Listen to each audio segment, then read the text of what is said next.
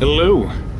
When we think about gamers, often the depiction of a fat, nasally virgin with poor social skills comes to mind. Not this guy.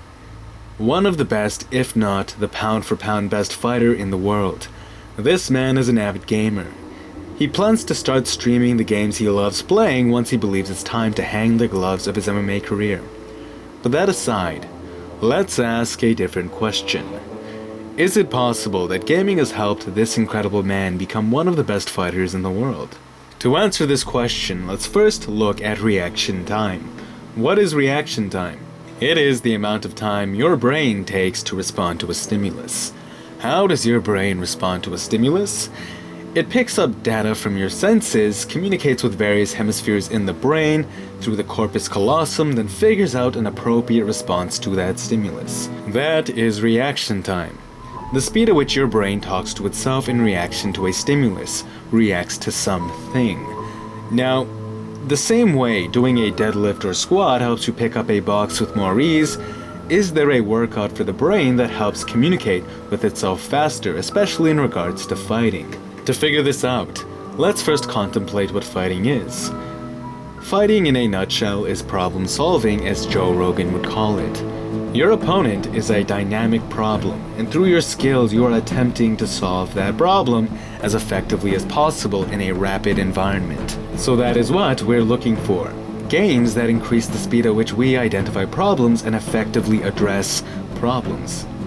From shooters to Dark Souls to Street Fighter, with timing, hand-eye coordination, muscle memory, and of course reaction time, Demetrious is increasing the speed and depth at which his mind solves problems.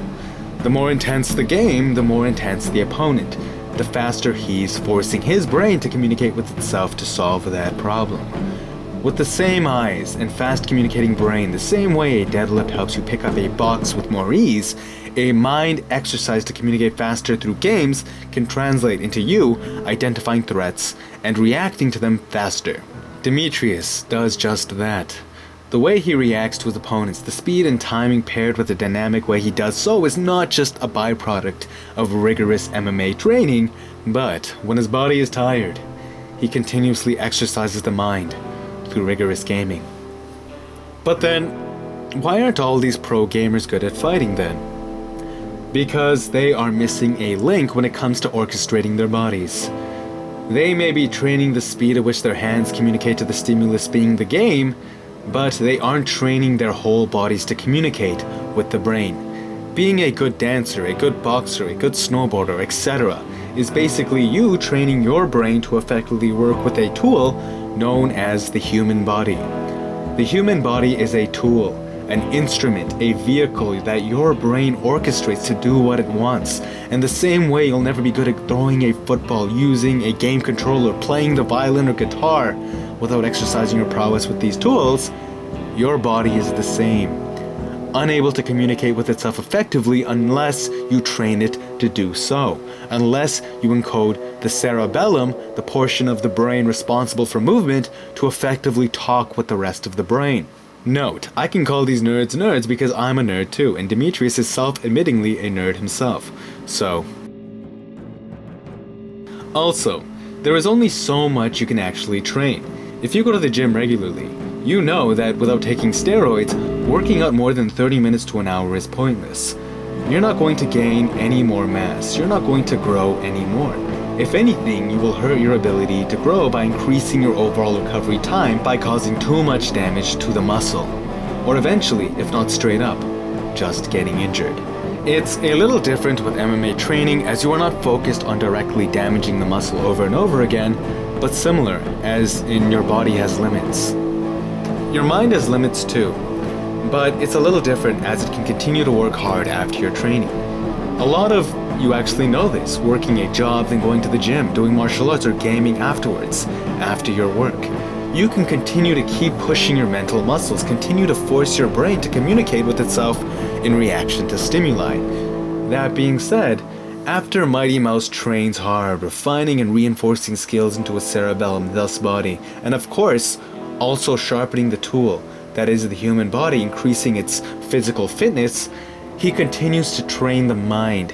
using the thickened corpus callosum and various other hemispheres of the brain like the oppcitial lobe, which is responsible for vision. He uses all of that to work towards lifting his MMA skills versus his opponents to the next level. He would not be the warrior he is today if he did not start gaming at the age of 5. He is a genius pound for pound best because he started gaming that early. And if he did not, he would not have that genius reaction time, that genius timing, that genius problem solving ability he has in his fighting capacity today. And that is an absolute fact. Because martial arts is a game of inches that's not just a test of your body, but more so, a test of your mind. Training hard and gaming hard gave Mighty Mouse those inches, and made him a champion. But I don't want you guys to waste all of your time gaming. This video was about balance. Finding a balance between what you love and finding ways to indirectly accentuate what you love by doing deadlifts for it some other way. If Mighty Mouse spent all of his time gaming, he would not train, thus not be the genius fighter he is today. If Mighty Mouse spent all of his time training, he would damage his body too much and increase the overall recovery time needed, actually wasting a lot of time. Life is about balance. That is it. Finding ways to accentuate yourself through catalysts like oxygen is for a hydrogen fire. This is a philosophy for life.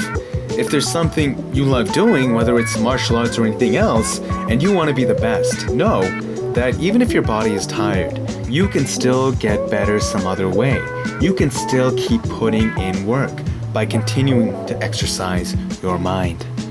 Visualization is a method, especially when your brain has trouble differentiating between imagination and reality. Conor McGregor does that. It could be playing the violin to help you process physics better, as scientists believe Einstein did. Find alternative ways to improve on what you love, even when you're tired. That is the lesson Demetrious Mighty Mouse Johnson has shared with us today, and through it, I wish you all an amazing life. I wish you all the incredible that you are through the many shapes and forms incredible manifests itself. Thank you, Demetrious Mighty Mouse Johnson, and thank you guys for joining me on this video. Please don't forget to smash that like button if you enjoyed. It's good karma. Please leave me your thoughts, anything that comes to mind, anything you'd love to say. I love reading what you guys think. And until next time, peace. When Call of Duty presented itself, we dived all over it. I was very happy to be a part of something like that. Something that I played religiously on the phone before I use. It's like I said, I'd wake up and I'd train for a couple of hours, and then I'd go home and I'd sit and I'd play the game. Evening. And then I'd play the game all night, literally until 6:30 in the morning. She'd wake me up, I know, right, it's time to get up now. I'd eat, I'd go train for a couple of hours, I'd come home, and then I'd repeat